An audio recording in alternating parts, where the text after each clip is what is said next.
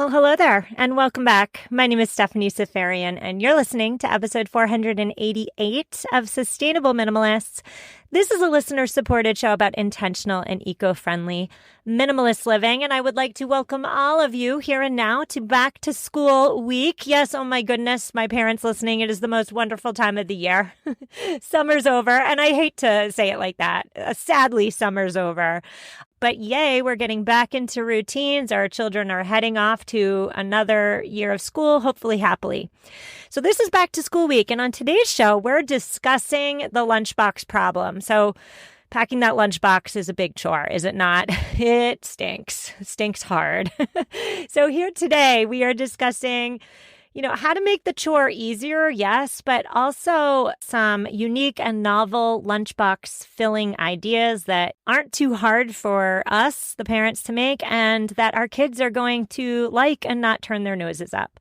So here to help me do all of that and more is Megan McNamee. She is a registered dietitian nutritionist. She's also the co-author of Feeding Little's Lunches, 75 plus no stress lunches everyone will love. And maybe you've seen them on Instagram. Feeding Littles is their account name. Wow, some really great ideas there. Megan, really thrilled to have you on the show today. How are you? I'm good. How are you? I'm great. Thank you.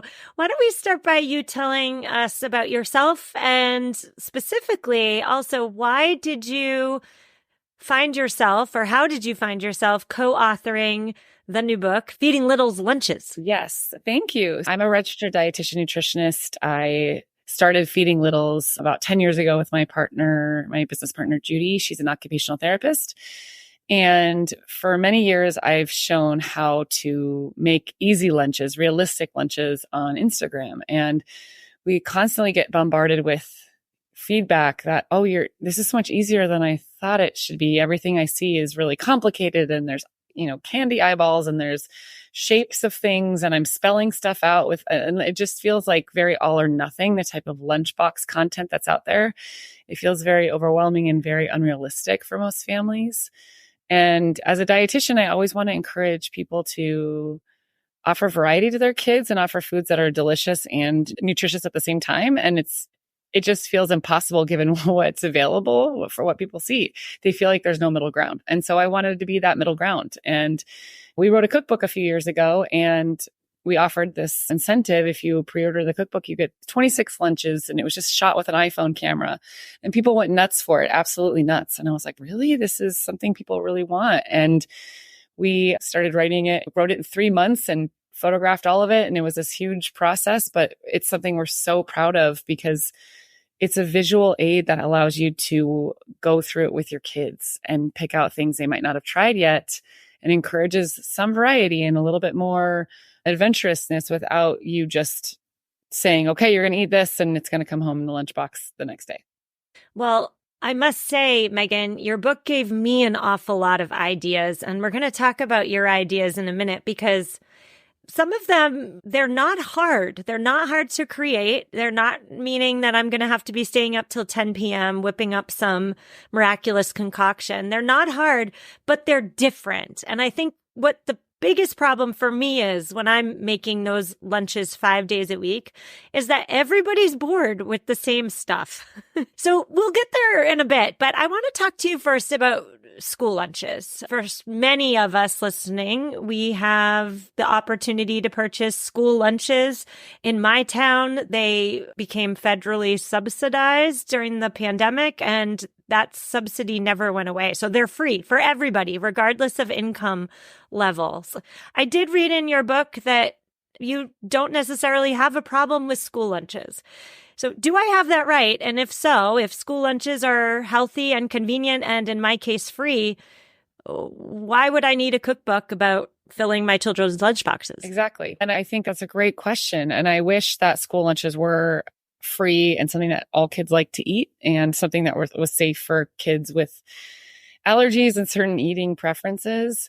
I know that the pandemic allowed a lot of people to get free lunches, and that was such an eye-opener for families like, oh my gosh, I can take this stress off my plate. And yet for a lot of other families, their kids don't like eating school lunches, or it's not free, or it's something that isn't possible due to some of the restrictions they might have either with picky eating or severely picky eating or even allergies, intolerances, et cetera. Like my kids, I beg them to take school lunch at least once a week. So I get a break. And we go through and we pick the one that they're like least offended by. They don't like their school lunch options. They go to a public school. I think school lunches are essential for health and safety in our country because so many kids do not have enough access to food. Bottom line, they are essential. They are, it's safety above all else. Do I think that they could be better? Totally. I don't think anyone disagrees with that. But the school lunch issue is very complicated. And I think a lot of people just assume we just need to offer better food to these kids. There's obviously major budgetary issues, logistics, but also kids actually need to want to eat them. And a lot of times when they make big changes to school lunch programs, there's way more plate waste. And kids aren't eating them. So I actually feel very much for anyone that works in a cafeteria or school lunch environment because it is hard. And kids all come from various backgrounds with various preferences and needs. And I wish that we had more opportunity for really great, high quality, delicious foods in every school. But until then, I think there's going to be a need and a desire for people to want to pack lunches at home. It's one of those things that everyone's situation is so different. So that's why I never want to say this is awful and we need to poo on school lunches because they're essential for a lot of people. Well, my children don't eat school lunches because my older daughter, she's 10, she is a very proud vegetarian. So it's a dietary restriction, essentially, not medically induced, but a dietary restriction. And so if she were to buy school lunches every day, I'm not exactly sure what she'd be eating. Also, there's no box to bring home with the uneaten food. So I always have questions as a mother. Is she, number one, eating enough? Like, is she consuming enough calories? And where are those calories coming from? Is she just eating the cookie dessert and maybe drinking the milk? And my daughter, too, also says she doesn't particularly love the taste. So if I'm making one lunch at home every day, making two is really not that much extra work. And yeah, I'm filling lunchboxes 5 days a week. And it's not something I enjoy. My husband and it's frankly like a point of contention in our household, like who's doing the lunchbox and when are we doing it? And yeah, it's just a stressful added thing that we have to do in advance of catching the bus every morning. So how can I make the task a little bit easier? Any ideas for me? Yes. Okay. First and foremost, I know this sounds weird and some people don't agree with me, but this is what I do. I pack the night before. I never pack in the morning. And this is why, first of all, we have to be at school at 7:40. So our school starts really early. And with working out in the morning and getting everything done, like there is no time to pack lunch. And if I ever forget at night, they're buying the next day because it just doesn't happen for us. So packing the night before, especially if you have a high quality container that seals well, it holds up great. There could be some exceptions to that. Maybe if you have a banana in there that you've sliced or something, or avocados, things that brown really easily, that might be one thing that you would want to add the morning of. But for the most part, packing the night before, the quality is still pretty similar. And it takes a lot of that emotional labor off of you the next day. I also think it's super helpful to pack when you already have all the stuff out, when your kitchen is already getting dirty. So if you're cooking for dinner, that's when I like to unload or unpack the lunch boxes and wash them while I'm getting things ready for dinner. And then if I'm cutting anything up for that dinner, say I'm making something that requires tomatoes or cut up carrots, I'm going to add those to the lunchbox. I'm not going to make my life even harder. Or if maybe there's leftovers that you've created for dinner, pop those in the lunchbox and you're good to go. It doesn't have to be this like special long event. I get that it's fatiguing. I totally understand that. I just think it's a lot better if you're already getting the kitchen dirty to do it all at the same time. Yes. My mother growing up always said, the kitchen's closed. And when the kitchen's closed, you don't want to open it again because everything's clean, everything's put away. Maybe the dishwasher's running. Do you really want to take out your knife and your cutting board and your carrots and make another mess? No. So do it when the kitchen's open. I love that suggestion. And I'll also say too, you mentioned leftovers.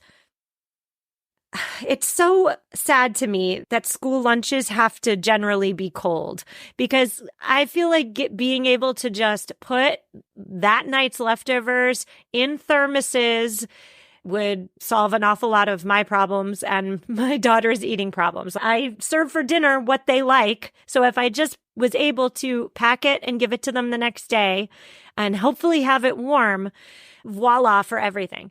However, I have yet to find a thermos that if I packed it, let's say at the last possible minute at 7 a.m. at my house, I have yet to find a thermos that will keep the food warm until a 12:30 lunch. I know this is a very random question and I'm asking you for... Just literally talked to a company about this about 45 minutes ago. It's very actually topical. How do we keep hot food hot? That's a great question. There are companies that do have like stainless steel insulated thermos style products, and you're supposed to put boiling water in them first and then piping hot food into it and seal it. The issue is it's hard to know if it stays hot long enough. And that to me, above the palatability and enjoyment, and I don't want to eat cool food kind of thing, is a food safety issue. And that's what I worry about the most, right? So we're sending kids with meat lasagna or something, and now it's been cold in there for 3 hours and it hasn't been with ice packs. It's just room temperature. So I agree with you. I agree that it is a problem. The one thing that can help with that is sending very saucy or very high liquid foods. Soup, some sort of pasta dish with a lot of sauce stays warmer longer. If you put, your daughter wouldn't eat chicken nuggets, but if you put chicken nuggets in there or eggs, they won't stay hot long enough. They just won't. They don't have enough moisture content.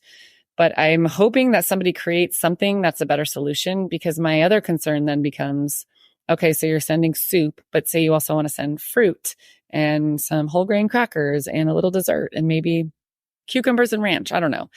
Those things, for the most part, need to be refrigerated or kept cold. So now you have a thermos or a stainless steel product that's hot in the same bag as your ice packs with your cold thing. So I agree with you. There's not great solutions. And we do feature some products and some like ideas in the book for hot foods, but it's just that we can't guarantee that they're going to stay hot because there's no product out there that really will keep it hot. My absolute favorite aspect of the book was the lunch formula. Break it down for us. What is the lunch formula? I feel like for me, it really just simplifies, like, what am I filling this box with? Yep. Take it away. It's easy. It's literally just a way to add balance and variety. So it's a starch or carbohydrate. It's a protein food. It's a fruit. It's a vegetable. And then it's a bonus. So either a chip or a dessert or a dip, or maybe you do all of those things. The point is it encourages us to give our kids more than just a food group or two. And the reason why we have this lunch formula is, first of all, a lot of these boxes that you buy have 5 or 6 compartments. And you're like, what the heck do I do with this? It's a little overwhelming, and it gives us a little bit of structure. But also, kids learn to eat by what they see repeatedly. And I know it's really frustrating when our kids don't like veggies or they don't like their protein foods. But if they see them and come to expect them, they are more likely to eat them over time. And I'll give you just a quick little anecdote. We went to a preschool. My kids are older now. They're in elementary. And actually, my oldest is going into middle school in 2 weeks. I just grappled with that reality just now. But when they were in preschool, we were at this really sweet school nearby, and they asked me to review their menu, their snack menu. And here at this school, parents brought in snacks for the entire class. So if it was your day, once a semester or something, and you brought in snacks for the class. And I added things that were probably less expected for preschoolers to like cucumbers and hummus and pita bread.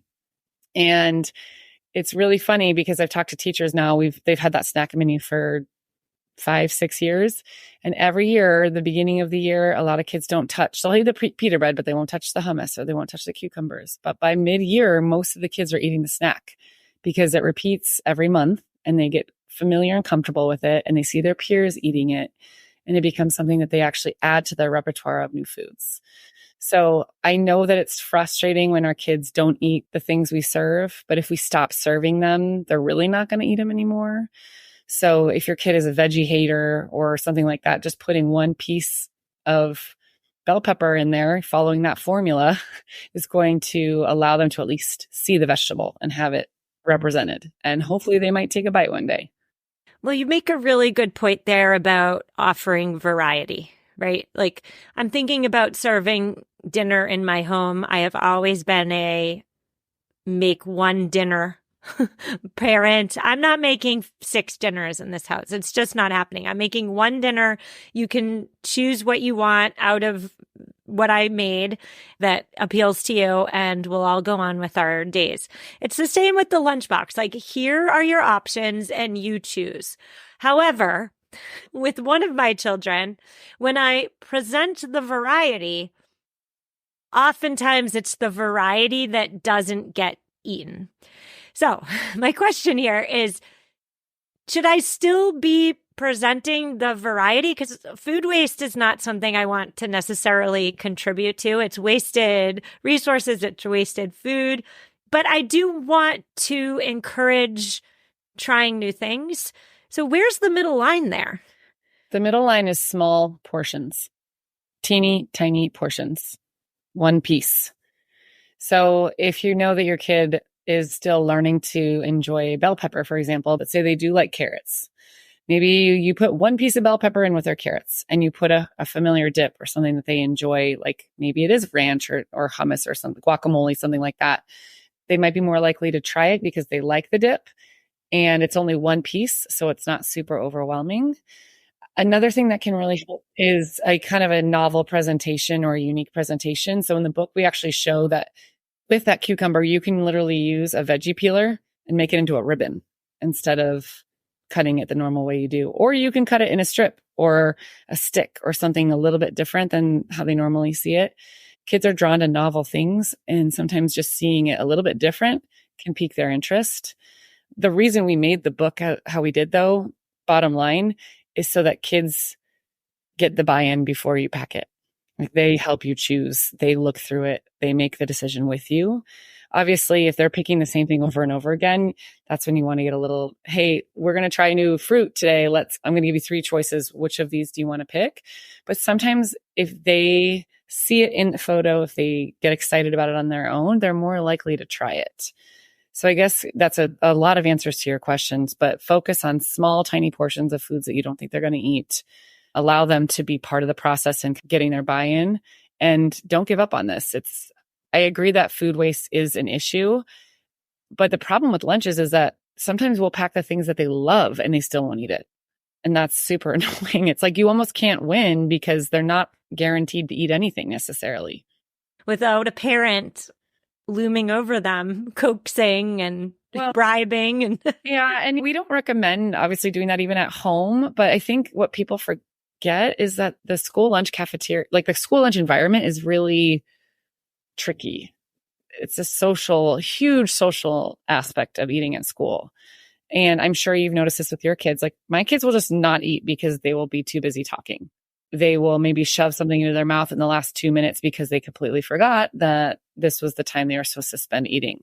And I've actually been to their lunch before, and they say, we don't have enough time. We don't have enough time. And I go and I'm like, no, you have plenty of time. Now, I will agree they probably don't have as much time as they should, right? A lot of times they only have 15 to 20 minutes, and I think they could use a longer break for lunch.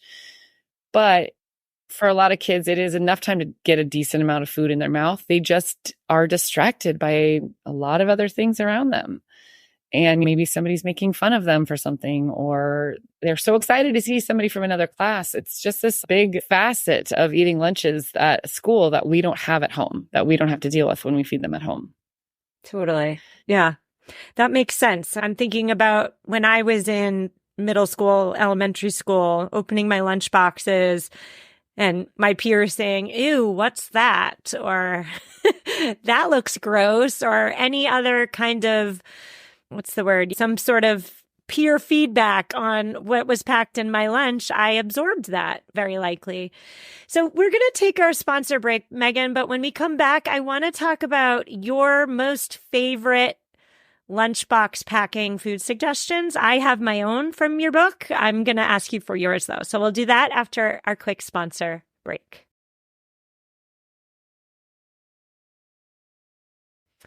And we're back. Today I'm speaking with Megan McNamee. She is a registered dietitian nutritionist. She is also the co-author of Feeding Little's Lunches, 75 plus no stress lunches everyone will love. And Megan, we're at that part of the conversation where I'm sure all my parents listening are just dying to know, what are some of your top suggestions, perhaps recipes that you offer in the book so that we fill our children's lunchboxes with stuff that, most importantly, they're going to hopefully eat, but also are new and different, because what a mundane chore. And a lot of people get overwhelmed by the idea of have to pack a different lunch every single day. So before I go into these ideas, all I want to say is if you're packing something different than yesterday, you are offering variety. So that for a lot of families, they just alternate. Or maybe they normally pack strawberries and today they're going to pack blueberries. It doesn't have to be so extreme. The goal of the book is to get you out of your rut at the pace that feels good to you. So if you you're in it for like, I need 3 new ideas, that's awesome. There are literally 75 and there are dozens of different side options.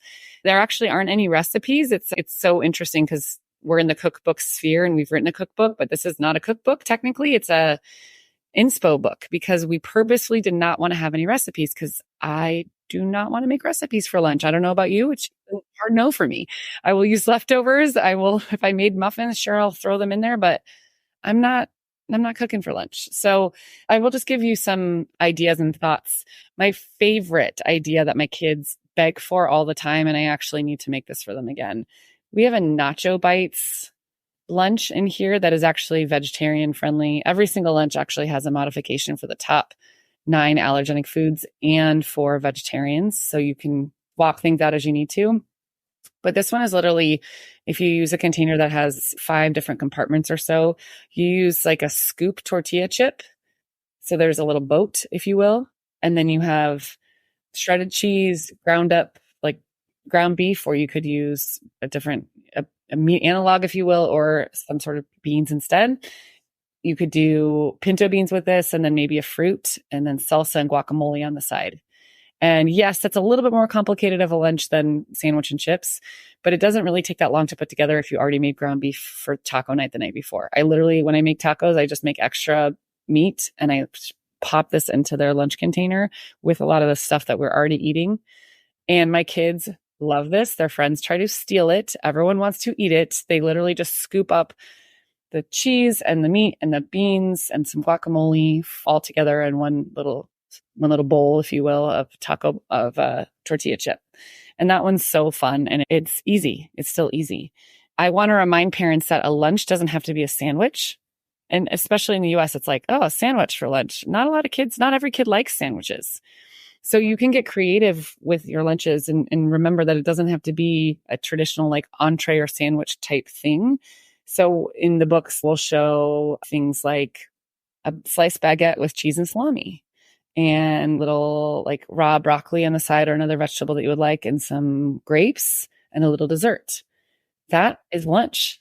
You have a protein, you have a starch, you have a fruit, a vegetable, and then a dip, a dessert, that kind of thing, something extra with it. And a lot of times for kids that hate sandwiches, it's actually a very welcome change because it's more of a charcuterie type meal. In here, we have things like string cheese pizza roll up. So you literally take marinara sauce and you spread it on flatbread, something that will roll, and you put string cheese on the bread and you roll it. And then it becomes just a little easy roll up and it tastes like pizza, but you don't have to cook anything. And you can serve that with rainbow carrots, blueberries, maybe a little dessert or a dip. Super easy. And it's balanced and it's filling and it's something that a lot of kids enjoy. I'm doing that on the first day of school. That's such a good idea and so simple. It's so simple. I'll give you another roll-up idea. And this is for our Midwest friends who might relate to this. Do you remember going to baby showers or back in like the 80s and 90s and everyone did the pickle cream cheese ham roll-up and you cut them into little pieces? Well, if you don't cut them into little pieces, they're just long roll-ups. Now, this sounds a little... If you're not into ham, this is not going to be your jam. But I will tell you, you literally just spread out cream cheese on some ham and you can get some really good quality ham and put a dill pickle in the middle and roll it up and do 3 of those or something.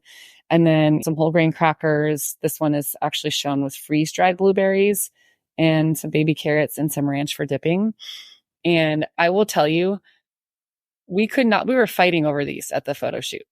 Like the adults were, and the children, everyone was wanting to eat them because they're so good. And it's just a unique way, especially if you have a pickle lover at home, it's a unique way to get some protein in and some that salty, savory taste. It's really good. And again, you didn't cook anything. It's super easy. Yes, I love that.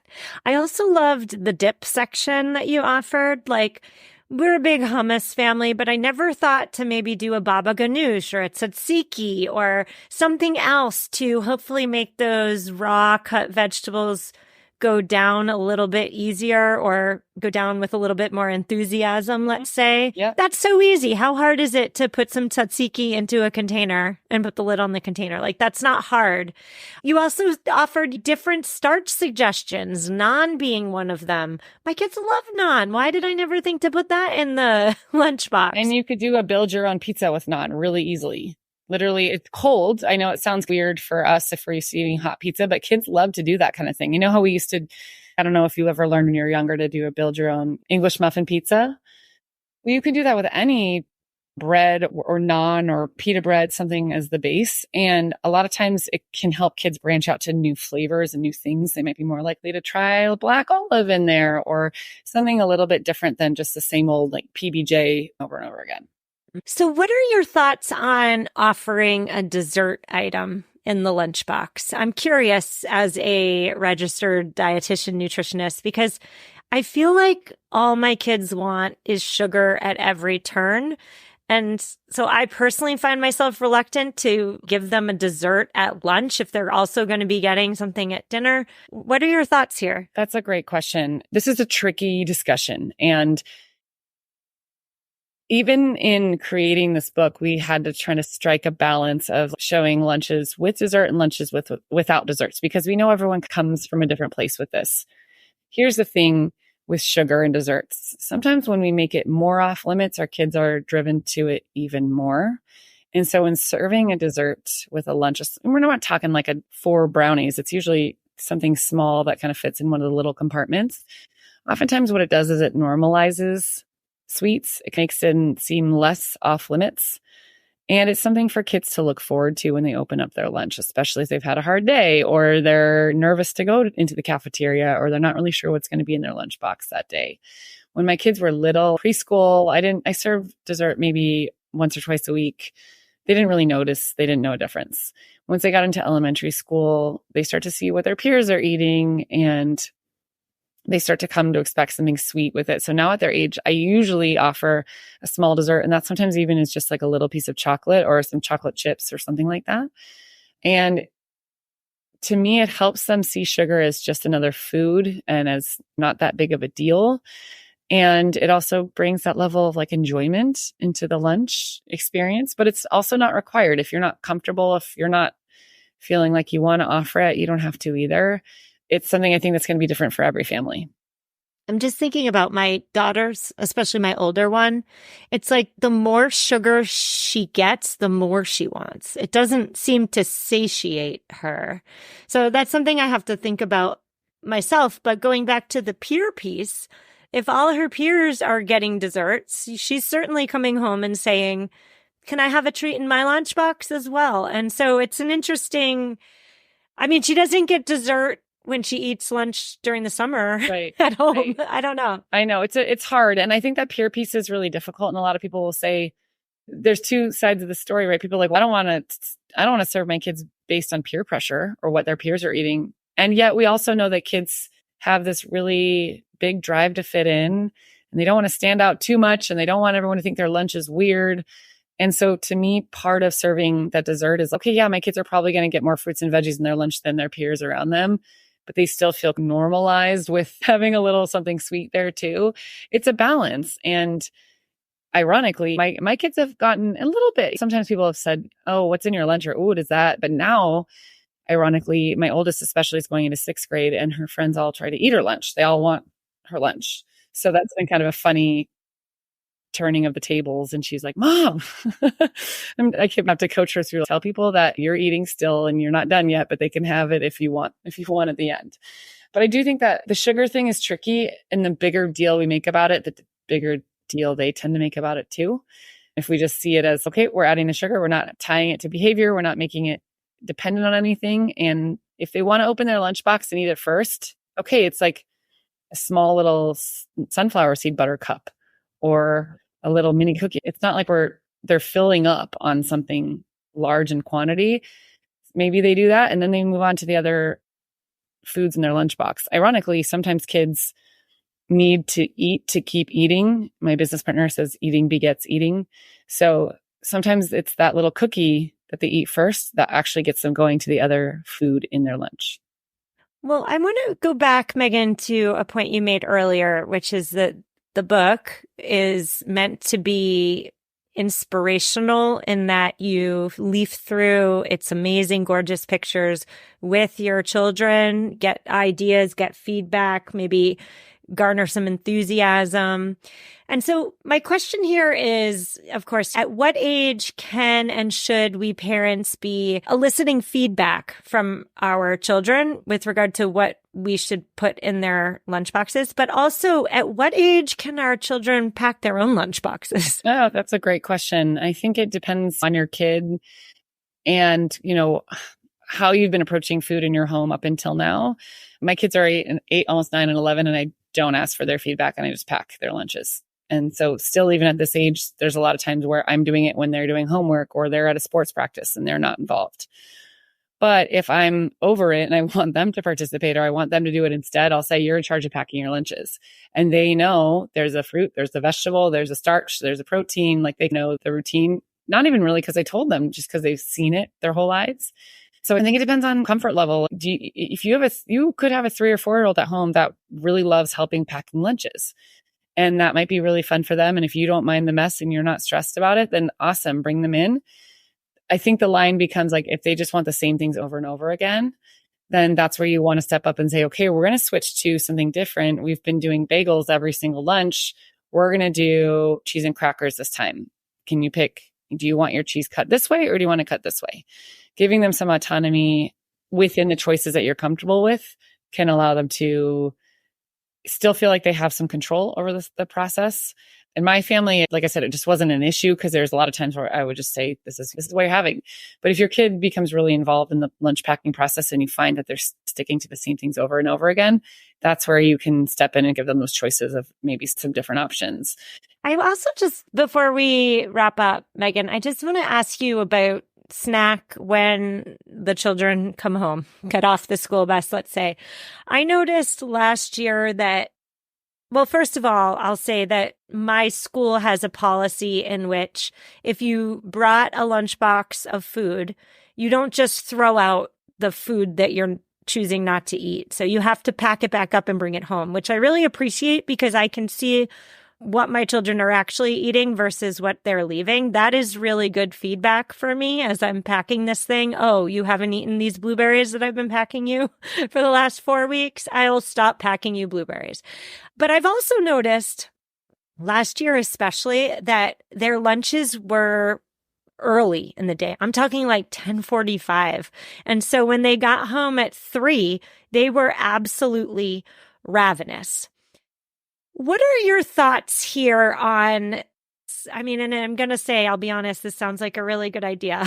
So I'm not expecting you to say this is a terrible idea, but what I've been doing is I've been supplementing they're not eating at 10:30, 10:45, and I'm giving it to them as a snack. I'm re-displaying it, making it look pretty, and I'm not even necessarily using the same things, but if they're not eating the fruit from their lunchbox, I'm giving them a fruit in a fancy new way, and I'm putting it in front of them when they're hungry, which is at 3:00. And sometimes they're eating like what I would consider like a really good meal with a lot of variety at 3:00.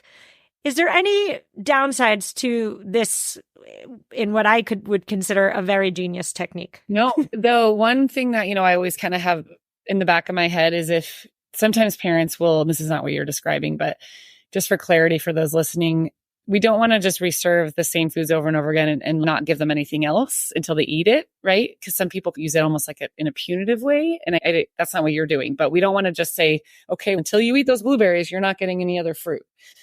But I think what you're doing is essentially catching them when they're hungry, which is when everyone is most motivated to eat, right? And there is something special. Maybe I shouldn't use the word special.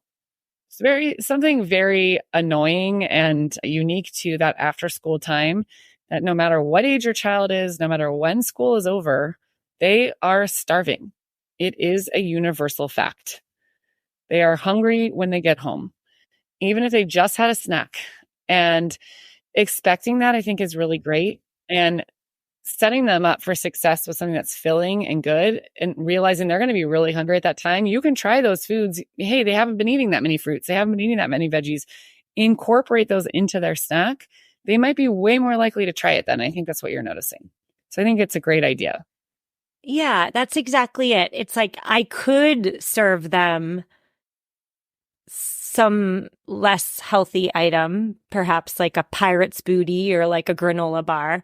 But because they're hungry at that time, I know that my odds of getting them to eat some sugar snap peas with some hummus or a banana with peanut butter, like the probability that they eat the healthier options is high when they come home from school.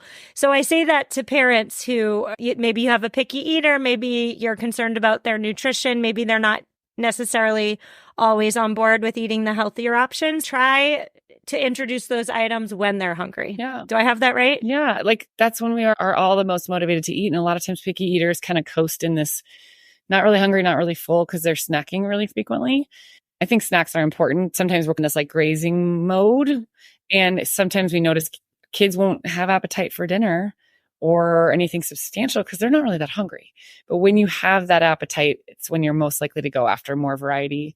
I would also just add in there, make sure there's some protein and fat, like your hummus or your peanut butter that you were just mentioning in these snacks, because they will be asking you for something in an hour if you just give them crackers. And it's just not going to have a lot of staying power. But yeah, mini meal is how a lot of kids eat. They eat that giant meal in the afternoon. And I remember coming home from middle school and eating like 2 bowls of cereal. It's now that I think about it, I'm like, whoa, I don't think I could even eat that much now. But you're growing, you're involved in sports and other activities. Your brain is going a million miles an hour. And sometimes you don't eat that well at lunch.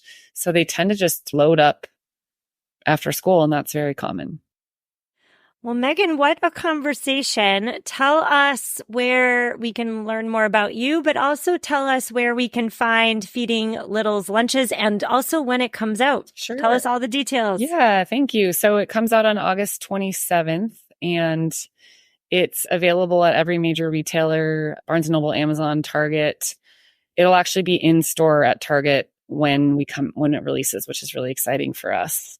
But you can find out more about it at feedinglittles.com. I'm so excited for you. I thank you so much for your time and happy lunchbox packing. Thank you so much. Thank you. Listeners, that's a wrap. My friends, show notes are at mamaminimalist.com/488. And it is back to school week. So let's just talk about what we're doing on Thursday. Thursday's episode is a re-air all about the school supplies issue. Like, are we buying new supplies? What are we buying? Where are we getting it? Do they need new stuff? We're talking clothes. We're talking shoes and backpacks and water bottles. We're talking school supplies like notebooks, pens, pencils, all of it. That's Thursday's episode. We are acquiring everything our children need to be successful in the new school year, but we're doing it like a sustainable minimalist. So I'll see you then on Thursday. Reach out if you need me, and take care.